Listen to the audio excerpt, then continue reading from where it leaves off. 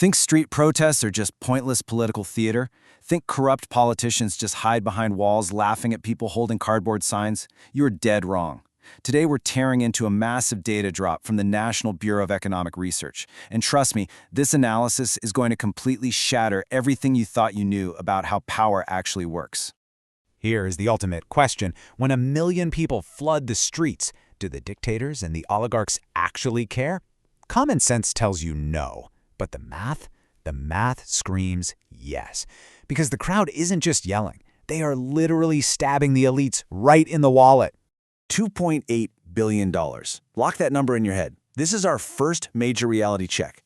Hard data proves that street protests in Egypt literally vaporized $2.8 billion of crony capitalist wealth, and they did it in just 9 days. We're not talking about some slow, boring policy debate here. This was a financial bloodbath directly triggered by physical bodies in a public square. Okay, let's dive into this. The true price of protests. First up, Egypt's three-way power struggle. To understand the money, we have to map out the battlefield.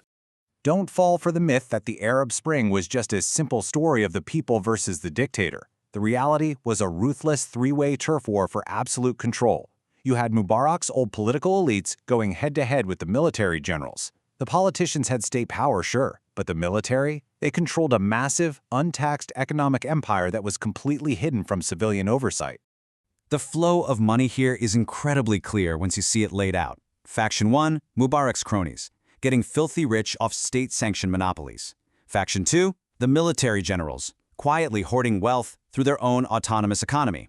And Faction 3, the Islamists, pulling in massive funds through underground networks and charities.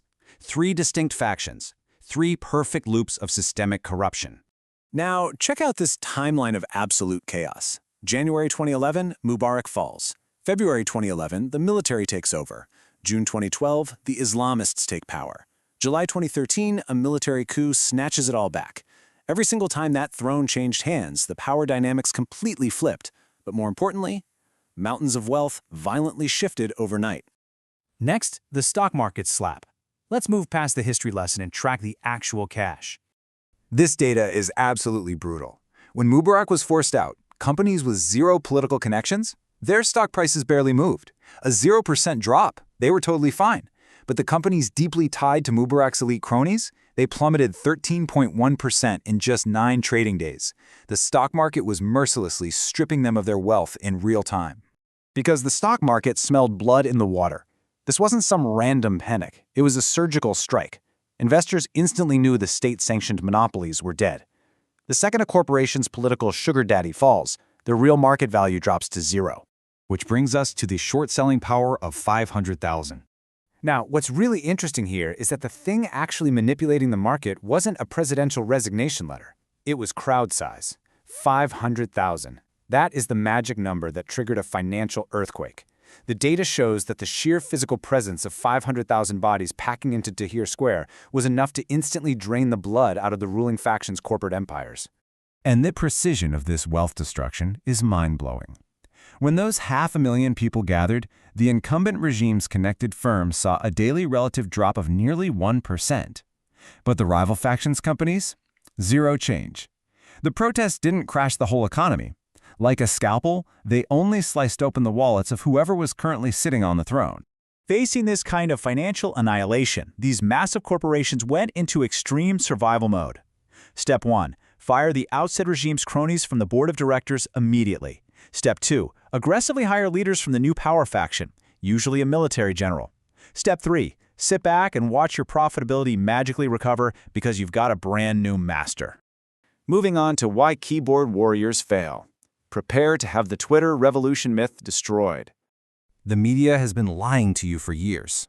The whole romantic idea of a digital revolution where hashtags topple governments, the data completely wrecks it.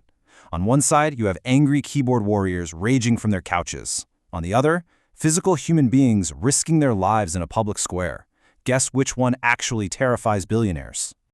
Here is the brutal, slap-in-the-face reality. When it comes to directly destroying monopoly wealth, the impact of social media outrage is exactly 0%. The impact of physical street protests? 100%. The stock market doesn't care if your tweet goes viral. It only reacts to the physical disruption of a city's actual infrastructure. Twitter is just a megaphone. The street is the weapon. The researchers found that social media was fantastic for coordinating and hyping people up to get to the square, but typing angrily online causes zero financial damage. Without actual physical bodies blocking the streets, the corrupt elites don't lose a single dime. Finally, let's look at the core contributions and flaws of this research. The absolute genius of this massive study is proving that protests act as a literal financial regulator. Street power wipes out crony wealth in real time. But let's be fair, the research isn't perfect. It only measures the perceptions of stock traders, not the actual hard dollars being stolen in the background. Plus, it assumes big numbers equal ultimate power. But looking at the social media data, opposition cohesion, how united they are, matters just as much. A massive but disorganized crowd, way less financial firepower. The academics summarized it perfectly, stating that popular mobilization restricts the ability of connected firms to capture excess rents. Let me translate that into plain English for you.